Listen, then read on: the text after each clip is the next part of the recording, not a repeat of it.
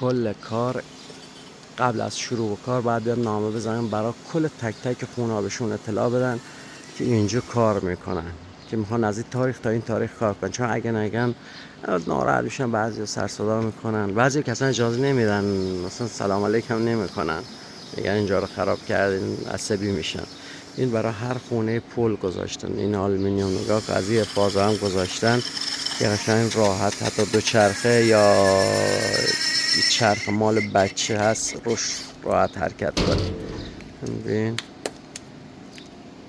یا همکارامونن که چیز میکنن، کانالا رو باز میکنن، بهشون میگن گروه تیفباو و بیل مکانیکی.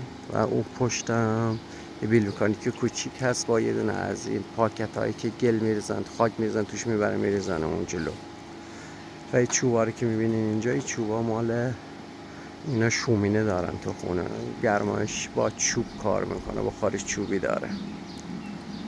همه چی ساکت اینجا، آرومه. وسط این خیابون کار امروزمون اومدیم اینجا این لوله‌های پلاستیکی رو جوش بدیم، لوله آب و گاز. و اینا که جوش خورد بعد بریم جای دیگه روی کار لوله فنورملایتون، یعنی لوله آبی گرم. ببین با این الکلون 99% باید پاک کنه. بعد گفتم تو ویدیو قبلا وقت پاک کرد اونطوری اجازه دیگه نداره دست بزنه به لوله، یعنی دست چربه و این چربی هم مرگ این لوله و این کاره. درود همراهان عزیز، خب اومدیم رو کاری که گفتم مال آبی گرمه، فنورمه. این لولا این البو میخوره رو اون، بهش میگن پارالل آبسوای. این نگاه کن اینجا پارالل آبسوای میاد اونجا بالا قرار میگیره و میاد قشنگ اینجا. اینا عایقش کندیم 1 متر و 20 سانت، 1 متر و 20 سانت بریده میشه. این که 1 متر و 20 سانت پارالل آبسوای میاد داخل و رو به عقب اینجوری میاد داخل این کانال که یه انشهاب میشه، بهش میگن هاوتون آنشلوس، میره تا اون تا. فعلا تا اینجا جوش میخوره، لولا میرن که خیابان آزاد بشه، بعد ادامه شو میزنه میره اون آخر که برای ساختمون های پشت.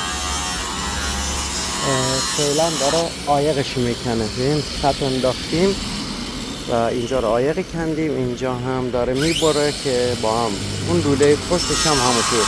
و اینا بر فاصله بینشون 30 سانت الی 35 سانت باشه که لولا گیر نکنن به هم دیگه. بعد یه چیز میاد دورش پولستر اینجا میاد رو این که ضربه بگیره. نگاه کن اون جلو، اینا این البو رو عقب میره که بره تو اون کاناله بره اون وقت. این هم فرانکفورت، داخلی خیابان خیلی شلوغ. بعد میره تا پیشو ساختمونه نوساز، خط لوله اصلی اونجا وصل میشه. حالا به مرور زمان فیلمشون براتون میذارم. درود همراهان عزیز، امروز اومدیم اینجا کار کنیم. بعد اینای لوله های پلاستیکی هستن، این دستگاه جوششه. بعد اینا بهشون میگه سیاه موفه هستن. بعد قبل که این موفا برن جا باید تمیز کنین با این حالا دستیش هست، برقیش هم هست با دریل. بعد چیز داره، دیمنسیون داره، این 63 50 داره، 25 داره، 32 داره اینجوری. این الان جوش خورد تمام. بعد یه تایم داره باید وایسی اون چیزش بشه، تایمش سرد بشه. نگاه که الان می نویسه، این هم اسمش می نویسه هم تایم که سرد میشه می نویسه، درجه حرارت باید بنویسه و اینا از این داستاناش. این باید دستگاه اینطوری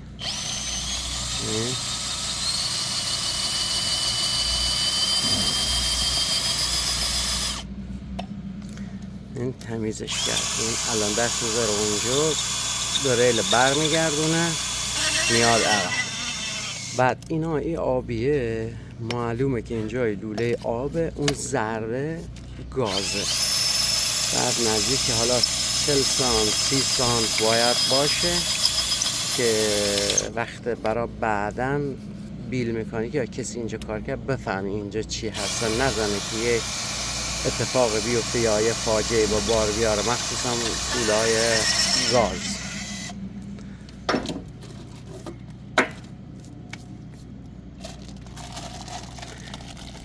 Lukas, gib mir eine Muffe. Okay, danke schön. ببین اینجا تمام مشخصاتش روش نوشته.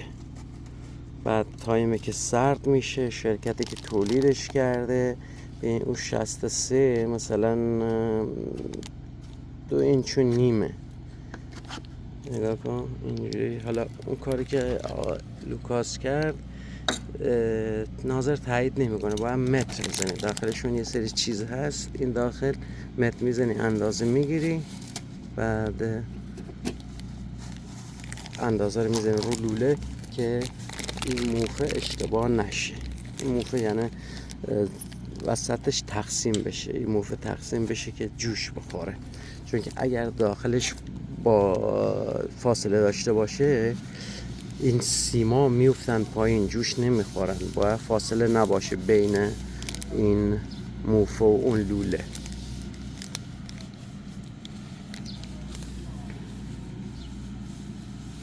با الکل تمیزش میکنیم.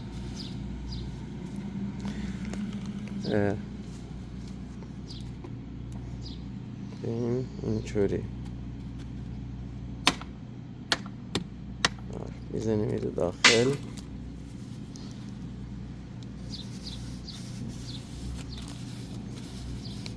حتما باید با الکل تمیز بشه و دست بعد تمیز کردن نخوره، چون که چربی خیلی دسترونده.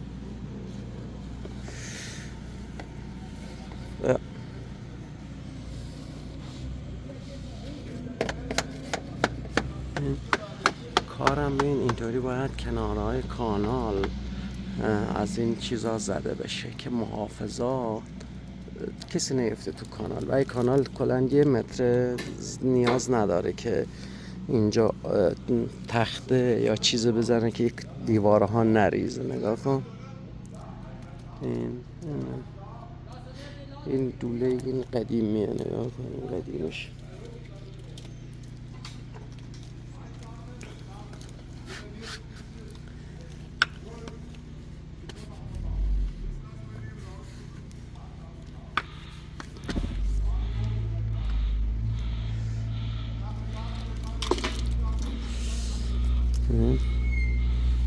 نگاه کن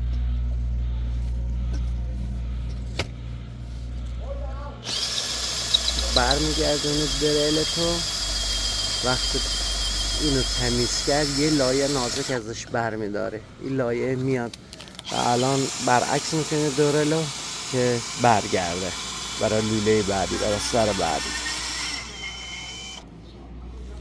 این سیم توش نگاه کن، این سیم و اون یکی که هست اون پایین، این حد وسط مشخص میکنه که باید این لوله از اونجا به اونور نشه. بعد 2 تا لوله اون یه تیکه سیاه رو اونجا به هم دیگه وصل میشن که این سیما اگه داغ شد نره پایین. نگاه کن این اینجوری جوش میخوره میاد ببین که فاصله بینشونه. اگه فاصله باشه این سیمه میفته پایین و مشکل پیدا میکنه. ببین روشن میکنه و اونجا تمام مشخصات میگه اینطوری. و این لوله باید حتما صاف باشه و یه طرفش کج نباشه. یه کده، هر جوشکاری یه کد داره، یه کارت مخصوص داره. این لیزر میخونش. نگاه کن این یه بار متریال میکنه که به این مشخصات جوش بده. این خطا داد، دوباره گرفت.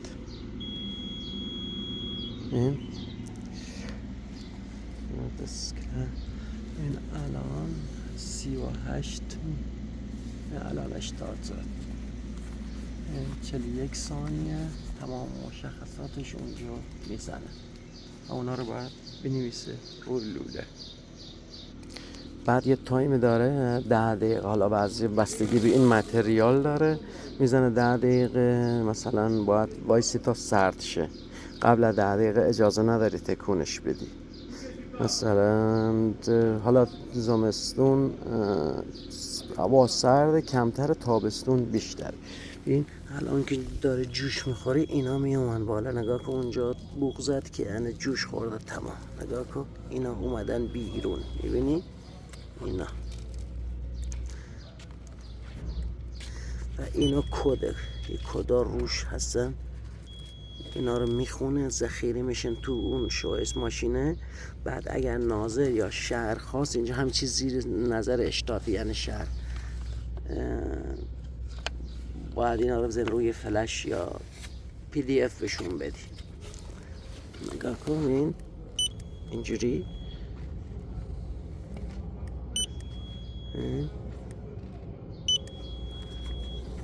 من نمیخونه بعضی مواقع، نمیدونم حالا بالفت یا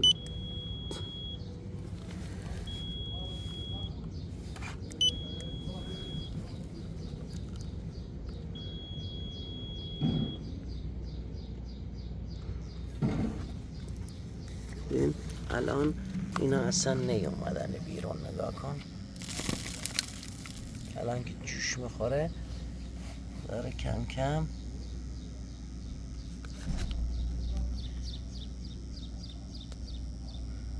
این داره میاد بیرون کم کم، چون میخوای مطمئن شی. این اومد بیرون، ببینی این لوله زرد لوله گازه، این لوله آبه. چون که اینجا قدیمی هم تا اون لوله های آهنی هن یا بهش میگن کوس، پوسیدن خراب شدن.